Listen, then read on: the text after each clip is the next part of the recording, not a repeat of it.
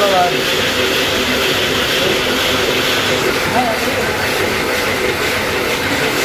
ସାଙ୍ଗମାନେ ଆମର ଏବେ ସରିଗଲା ତେଲ ବୁଟା। ଏବେ ଆମେ ଘରକୁ ଯିବୁ। ପିଣ୍ଟୁ ବି ରେଡୁ ଘରକୁ ଯିବା ପାଇଁ ବ୍ୟସ୍ତ ହେଲାଣି। ମାନେ ଜୟ ଜଗନ୍ନାଥ, ଶୁଭ ସକାଳ। ପୁଣି ଗୋଟେ ନ୍ୟୁ ବ୍ଲଗ୍କୁ ଆପଣମାନଙ୍କୁ ସ୍ୱାଗତ। ଆଜି ଭିଡ଼ିଓଟା ଟିକେ ତେଲ ଉପରେ ହେବ। ମୁଁ ଟିକେ ଆସିଛି ସୋରିଷ ଆଣିକିରି ତେଲ ଭାଙ୍ଗିବାକୁ, ମାନେ ଗୋଟା ସୋରିଷ ଆଣିଛି ତେଲ କରିବି ଆଜି କଳରେ। ଏଇଠି ସେ କଳଟା ବହୁତ ପୁରୁଣା ଦିନର କଳ, 50 ବର୍ଷର କଳ। ସେଇ କଳରେ ହିଁ କୁଟା ହେବ ଏବେ ସୋରିଷ ତେଲ। ଚାଲନ୍ତୁ ଆଜି ଦେଖିବା ସୋରିଷ ତେଲ ଗାଁରେ କେମିତି କଟା ହୁଏ କଳରେ। ଭିଡ଼ିଓଟା ଶେଷ ଯାଏ ଦେଖିବେ। ଭଲ ଲାଗିଲେ ନିଶ୍ଚିନ୍ତ ଲାଇକ୍ କରିବେ, ଆମ ଚ୍ୟାନେଲଟାକୁ ଟିକେ ସବସ୍କ୍ରାଇବ୍ କରିବେ। ଜୟ ଜଗନ୍ନାଥ। ଦେଖନ୍ତୁ ସାଙ୍ଗମାନେ, ଇଏ ସୋରିଷ କୁଟା ହେବାକୁ ଯିବ। ଏବେ ତେଲ ହେବ ପୁରା ସ୍ପେଶାଲ ସୋରିଷ ତେଲ। ଆଜି କେମିତି ହେବ ଦେଖିବା। ପୁରା ଜମାଣିଆ କଳକୁ ଯିବ, କୁସୁନପୁର ଡିଆ କଳଟା। ପୁରା ତେଲ ଜମାଣିଆ ସୋରିଷ ତେଲ ହେବ, ପୁରା ଟେଷ୍ଟି ତେଲ। କେମିତିଆ ହେଉଛି ଆଜି ଦେଖିବା। ଜମାଣିଆ ତେଲ। ଚାଲନ୍ତୁ ଯିବା ଆଜି କଳକୁ ବାହାରିବା। ଏ ଦେଖ ବୋତଲ ବି ରେଡ଼ି ତେଲ ଆସିବା ପାଇଁ। ଦେଖ ଏଇ ବୋତଲଟା ଯାଉ ତା ସାଙ୍ଗରେ, ତେଲ ପଶିକିରି ଆସିବ।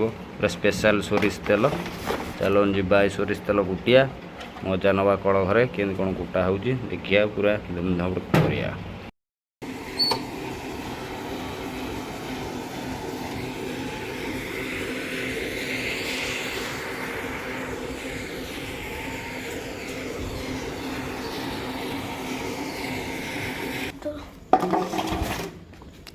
ସେ ଯେଉଁ ଭାଇ ଥିଲେ ନାହାନ୍ତି କି, ଆଉ ସେ କ'ଣ ଆପଣଙ୍କ ପୁଅ? ଆଉ ଜଣେ ଥରେ ମୁଁ ଆସିଥିଲି ଏଠି କୁଟିକି ନେଇଥିଲି, ଆପଣ ତ ନଥିଲେ। ହଁ ଆଜ୍ଞା, ଓ ସିଏ ମାଲିକ? ଓହୋ, ଆପଣ ଅଛନ୍ତି ଆଜି? ମୁଁ କହିଲି ସିଏ କିଏ ଥିଲେ ତ। ଆଉ ଜଣେ ଥିଲେ ମୁଁ କୁଟିକି ନେଇଥିଲି, କଳା ହେଇକିରି। କୁଆଡ଼େ ପଳେଇଲା? ତାଙ୍କ ଘର ହେଉଛି ବାଲଚନ୍ଦ୍ର। ହଁ ହଁ ହଁ, ସିଏ ପଳେଇଗଲା କ'ଣ, ତାକୁ ରେଟ୍ ପୋଷେଇଲା। ମୁଁ ଗୋଟେ ଚିନ୍ତା କରେ, କଳହର ଗୋଟେ ଜିନିଷ ରୋଜଗାର ହେଲେ ସିନା ଯାହା ହେବ। ହଁ, ରୋଜଗାର ନହେଲେ କେମିତି ହେବ? ରୋଜଗାର ନହେଲେ କେଉଁଠୁ ଆସିବ? ମୋ ସେଇ କେତେ ବର୍ଷର କଳ? 50-55 ବର୍ଷ ହେଲା। ଏ କଳର ବହୁତ ଡିମାଣ୍ଡ ଅଛି। ଆମର ବି ସାଡ଼ା କଳର ନାଁ ଅଛି, ସୁସାଦା, କେସିଆଦା, ଏତେ କେସିଆଦା ହେରିକା। ସେ ଆପଣଙ୍କର କ'ଣ ବନ୍ଧୁ? ଭିଣେଇବା। ଓହୋ, ହଁ, ସେ ଆମକୁ ଚିହ୍ନିଛନ୍ତି ବା। ମୁଁ ଆମ ଘର ପାଖରେ ତାଙ୍କ ଘର। ରାଜମିସ୍ତ୍ରୀ କାମ କରନ୍ତିନି? ଏଇ କଳ ବା ତେଲ କଳ।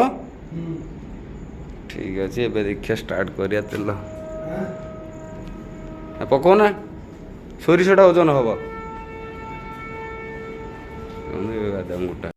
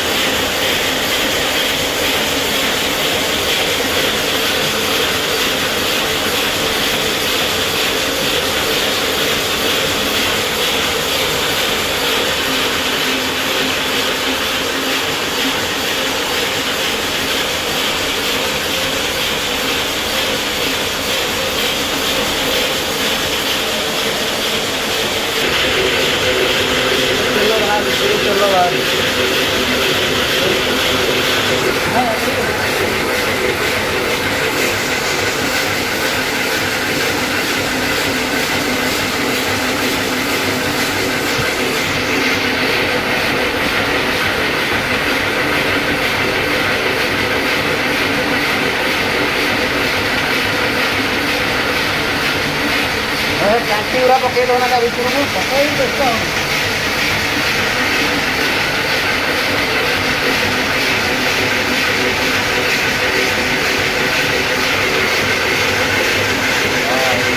ତେଲ ବାହାରିଲା।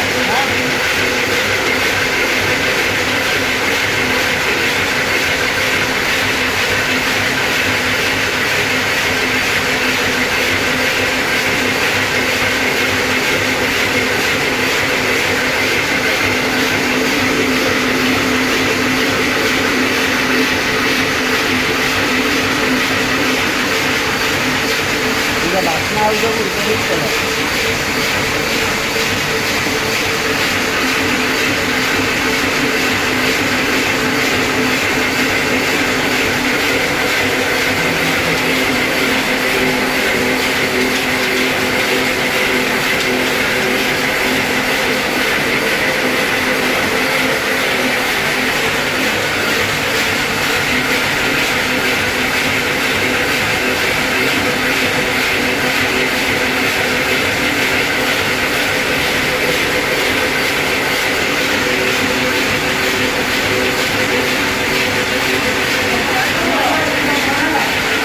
କ'ଣ ସେ ସୋରିଷ ନଡ଼ିଆ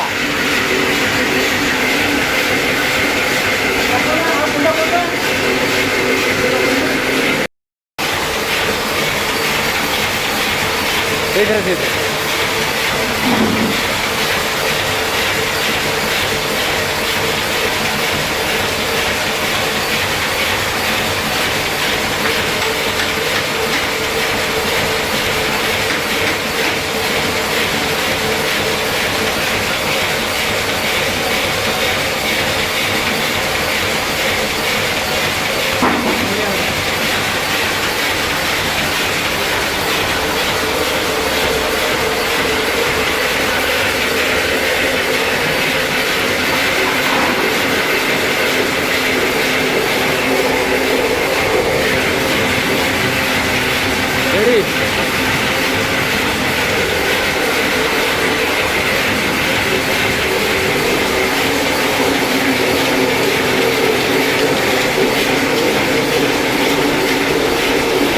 ଚାଲ ନା ପଇସାଟା ଦେବା।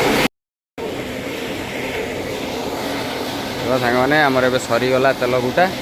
ଏବେ ଆମେ ଘରକୁ ଯିବୁ। ପିଣ୍ଟୁ ବି ରେଡ଼ୁ ଘରକୁ ଯିବା ପାଇଁ ବ୍ୟସ୍ତ ହେଲାଣି। ବହୁତ ସମୟ ଆଇଲାଣି, ଗରମ ବି ପ୍ରବଳ ହେଉଛି। ଏବେ ଆମେ ଯାଉଛୁ।